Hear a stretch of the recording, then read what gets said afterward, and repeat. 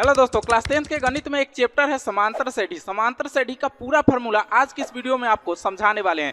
दोस्तों मेरा नाम है अभिषेक कुमार और आपका स्वागत है ध्यान लाइन 10 के इस यूट्यूब चैनल में। दोस्तों आज के इस वीडियो में हम आपको बताएंगे जो आपका एनसीईआरटी बुक है उसका 5वां अध्याय समांतर श्रेणी। समांतर श्रेणी में बहुत सारे फार्मूले हैं, उसको समझना बहुत जरूरी है ताकि आप कोई भी क्वेश्चन को अच्छे से हल कर पाएं।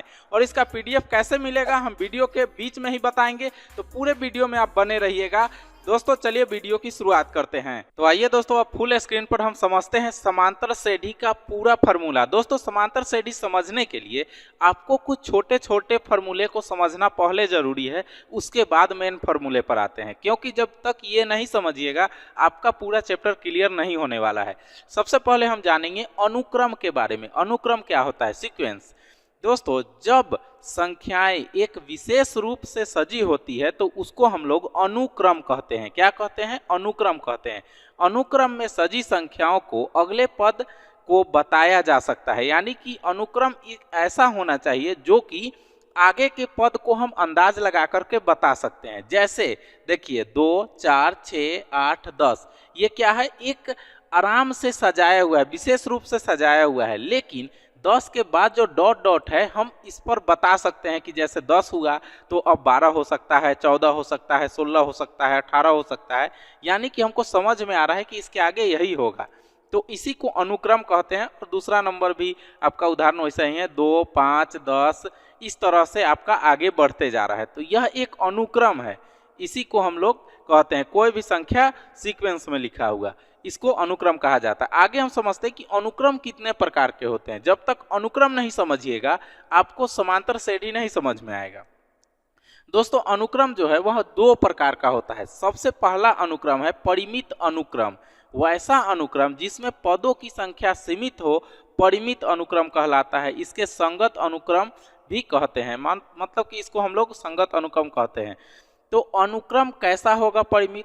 जब वह लास्ट में कोई संख्या लिखा हुआ रहे उसको हम लोग परिमित अनुक्रम कहेंगे। सिंपल भाषा में आपको बता दिए, जैसे 1, 2, 3, 4 और डॉट डॉट के बाद 30, यहाँ पर खत्म हो गया। इससे क्या पता चल रहा है कि कोई भी संख्या 30 तक ही जाएगा, इससे आगे नहीं जाएगा। इसको हम लोग परिमित अनुक्रम कहेंगे। अब आगे बढ़ते हैं दोस्तों। अब आगे समझिए अपरिमित अनुक्रम, यह 2 नंबर का है। अपरिमित अनुक्रम कैसा है? तो वैसा अनुक्रम जिसमें पदों की संख्या असीमित हो उसे अपरिमित अनुक्रम कहते हैं। इसे अशांत अनुक्रम भी कहा जाता है। जैसे इसमें लास्ट में कोई संख्या ही नहीं दिया रहेगा, डॉट डॉट डॉट डॉट दिया हुआ रहेगा, मतलब कि यह कहाँ पर संख्या खत्म हो रहा है यह आपको पता ही नहीं चलेगा। इसको हम लोग क्या कहेंगे? अपरिमित अनुक्रम कहेंगे। ठीक इसी प्रकार परिमित अनुक्रम और अपरिमित अनुक्रम को हम श्रेणी के रूप में भी पढ़ सकते हैं। इसी प्रकार श्रेणी भी होता है। जैसे अगर परिमित श्रेणी है तो लास्ट में खत्म हो सकता है, और अपरिमित श्रेणी है वह लास्ट में खत्म नहीं होगा, अनंत तक जाएगा, इनफाइनाइट तक। जैसे मान लीजिए कि हम कोई संख्या लिखते हैं, 2 लिख दिए, उसके बाद 4 लिख दिए, उसके बाद 6 लिख दिए और अंत में डॉट डॉट डॉट डॉट करते छोड़ दिए। अब क्या आपको समझ में आ रहा है कि अंत में कोई संख्या नहीं है, यानी इनफाइनाइट तक जा रहा है, तो उसको हम लोग अपरिमित कहेंगे। लेकिन यहाँ पर हम बैठा देते हैं 20। अब 20 लिख दिए, इसका मतलब क्या हुआ कि यह परिमित श्रेणी के रूप में आ गया। तो आशा करते हैं कि ये चीज आपको समझ में आ चुका होगा। अब बढ़ते हैं अगले फॉर्मूला की तरफ। दोस्तों आइए हम अब समझते हैं श्रेणी किसे कहते हैं। वो हमने बताया था श्रेणी, अब समझिए श्रेणी।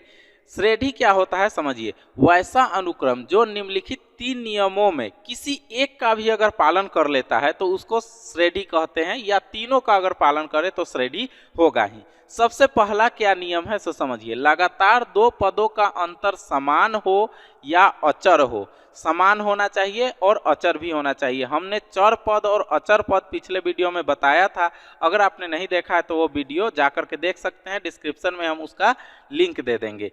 दूसरा नियम क्या है? श्रेणी के लगातार 2 पदों का अंतर सर्वदा अचर होना चाहिए, यानी कि 2 पद का अंतर समान होते जाना चाहिए। अब कैसे समान होना चाहिए हम आगे बताएंगे, बस नेक्स्ट थोड़ा देरी में, आप समझिए। तीसरा क्या है? लगातार पदों का व्युत्क्रम भी समान होना चाहिए, कि अगर उसका हम उल्टा भी कर देते हैं, उल्टा से भी घटाते हैं या जोड़ते हैं तो सभी चीज बराबर आएगा, तो हम लोग उसको श्रेणी कहेंगे।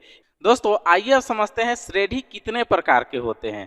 तो समझने के लिए इसको हम लोग 3 प्रकार में विभाजित करते हैं। सबसे पहला जो श्रेणी है उसको समांतर श्रेणी कहते हैं और इसको शॉर्टकट में हम लोग एपी कहते हैं। समझ गए, ए इसका और पी इसका एपी कहते हैं। दूसरा है गुणोत्तर श्रेणी, इसको हम लोग कहते हैं जी और पी।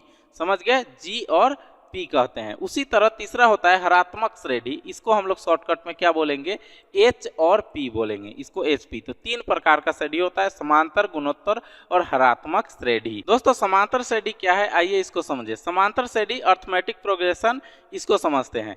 एक संख्या की ऐसी सूची जिसमें प्रत्येक पद अपने पद की एक निश्चित संख्या जोड़ने पर प्राप्त हो जाती है, वह समांतर श्रेणी कहलाती है। मतलब कहने का मतलब है कि एक ऐसा अनुक्रम होना चाहिए, जैसे मान लीजिए 4 हो गया, 7 हो गया, 10 हो गया, 13 हो गया, 16 हो गया। अब देखिए जो हमने पहले आपको अभी जस्ट पहले बताया है कि देखिए अगर 7 में से 4 को घटा दिया जाए तो कितना आएगा, 3 आएगा। अगर 10 में से 7 को घटा दिया जाए तो कितना आएगा, 3 आएगा। 13 में से 10 को घटा दिया जाए तो कितना आएगा, 3 आएगा।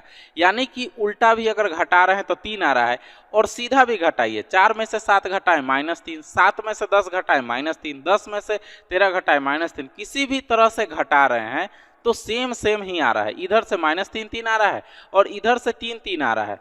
तो इस प्रकार का अगर कोई अनुक्रम है तो उसी को हम लोग क्या कहेंगे, समांतर श्रेणी कहेंगे। और इसी प्रकार से समांतर श्रेणी बनेगा। अगर इस प्रकार का नहीं है तो समांतर श्रेणी बनेगा ही नहीं। अब नोट में क्या है इसको देखिए, एपी के प्रथम पद को ए कहते हैं, चाहे प्रथम पद को हम लोग A1 भी कह सकते हैं। ठीक है, दूसरे पद को A2 कहते हैं। इसी तरह आगे बढ़ते जाता है, A1 हो गया, A2 हो गया, A3 हो गया, A4 हो गया, A5 हो गया। ठीक है, उसको X1 X2 भी हम लोग कह सकते हैं। एनवा पद को हम लोग AN कहते हैं। ठीक है, और सर्वांतर को हम लोग डी से व्यक्त करते हैं। जहां भी सर्वांतर निकालना होगा डी, तो सर्वांतर का एक फॉर्मूला होता है डी बराबर x2 माइनस x1, या इसको कहिए A2 माइनस A1। दूसरे में से पहला को घटा देते हैं, जितना आता है उसको हम लोग डी कहते हैं। ठीक है, अब आगे बढ़ते हैं। आइए दोस्तों अब समझते हैं एपी अगर निकाल रहे हैं तो उसमें एनवा पद का क्या फॉर्मूला होगा। तो देखिए एपी के एनवा पद का फॉर्मूला समांतर श्रेणी में एनवा पद व्यक्त करने के लिए इस फॉर्मूले का प्रयोग किया जाता है, जिसमें ए एन बराबर ए प्लस एन माइनस 1 और डी। इसको हम लोग बता देते हैं आपको अच्छे तरीका से। ए एन को हम लोग टी एन भी कहते हैं, ए एन बोलिए तब या टी एन बोलिए तब बात बराबर है। इसको हम लोग अंतिम पद कहते हैं। क्या कहते हैं, याद रखिएगा, अंतिम पद कहते हैं। ए बराबर अभी जस्ट पहले हमने आपको बताया, ए बराबर प्रथम पद होगा, एन बराबर कोई भी पदों की संख्या होगी और डी बराबर सर्वांतर होगा। अगर आपको एपी का एनवा पद निकालने नहीं आता है तो कमेंट में लिखिएगा, हम नेक्स्ट वीडियो उस पर बनाएंगे ताकि आपको इस पर प्रश्न को हल करने भी आ जाए। ठीक है, अब आगे समझते हैं आपको एपी के प्रथम एन पदों का योग। पहले हमने आपको क्या बताया, एनवा पद अगर निकालना है तो अब हम बता रहे हैं आपको कि एन पदों का योग निकालना है। यानी कि प्रश्न में योग निकालने के लिए बोलेगा, उसके लिए क्या फॉर्मूला है। तो देखिए समांतर श्रेणी यानी एपी में एन पदों का योग, जिसको हम लोग शॉर्टकट में एस बोलते हैं, इसको निकालना है। ऊपर वाले को टीएन निकालना होगा। अगर योग निकालना है तो एस निकालना होगा। इसको कैसे हम लोग व्यक्त करते हैं, देखिए एस एन बराबर, इसको टीएन नहीं बोलेंगे, इसको हम लोग एस एन ही बोलेंगे। एस एन बराबर एन बटा 2 into 2a plus n minus 1 और डी। ये आपका फॉर्मूला होता है। एस एन बराबर एन बटा 2 into 2a plus n minus 1 d. इसमें नोट में आप समझ लीजिए, किसी एपी का एनवा पद उसके प्रथम पद यानी कि एन पदों का योग और प्रथम पद एन माइनस 1 पदों के योग के अंतर के बराबर होता है। यानी कि उसको हम लोग शॉर्टकट में क्या बोल सकते हैं, ए एन बराबर एस एन, यानी टी एन बराबर एस एन माइनस 1। ये फॉर्मूला होता है आपका एपी के एन पदों के योग को निकालने का। तो चलिए दोस्तों, कैसा लगा ये वीडियो हमें कमेंट बॉक्स में जरूर बताइएगा, और कौन कौन से टॉपिक पर आपको वीडियो चाहिए वो भी कमेंट बॉक्स में लिखिएगा।